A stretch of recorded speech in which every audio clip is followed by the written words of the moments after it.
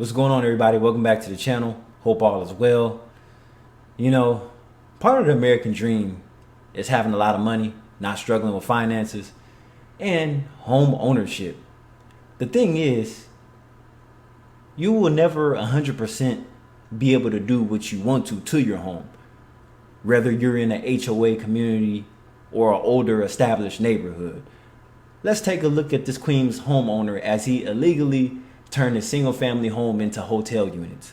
Let's check it out. Hundreds of thousands of dollars in fines racked up by a single Queens homeowner who the city accuses of running an illegal hotel. Dave Carlin reports now from Kew Gardens on why enforcement of short-term rentals is critical to the housing crisis. Out walking is Shane Bell of Kew Gardens, passing by this house near his own. The empty property has a vacate order posted and this vending machine on the front porch. City inspectors call it an illegal mini hotel. 8 rooms inside with separate locks. People were going in and out when they just renovated it. In 2022, a neighbor complained to 311. All it takes is one person to ruin shit for everybody. I hate that shit. I'm sure it was a Karen. Probably been in the neighborhood 50 years and shit. None of this had been approved. None of this was legal. None of this was safe. Christian Klossner, the executive director of the Office of Special Enforcement, confirmed the city is suing the owner to recover fines totaling more than $400,000. Now that's a house right there. $400,000. Somewhere in Oklahoma. You ain't getting nothing for $400,000 in New York. I mean, let's just be real.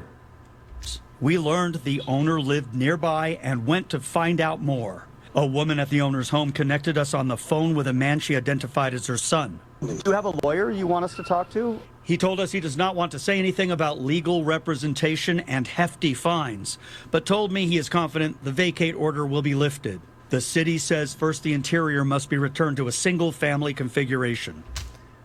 I mean, who are they to say what you could do inside of your own home? Now, if it's HOA, you have to leave the house exterior a certain color. Like, there's so much you can't do to it in HOA on the exterior, but then the inside, usually they don't give a shit. But if you turn your home into a boarding house, that's nobody's business. It's not like you're adding rooms onto the outside. These rooms were pre-existing. In 2022, the city passed Local Law 18, cracking down on illegal short-term accommodations of less than 30 days. The extremely tight housing market here is why these laws are considered so crucial. So tourists are not occupying spaces that should be going to New York City residents. So basically no Airbnbs. That's what it sounds like. When this law was proposed, we told City Council that we estimated about 18,000 units of housing had been lost to illegal short-term rentals.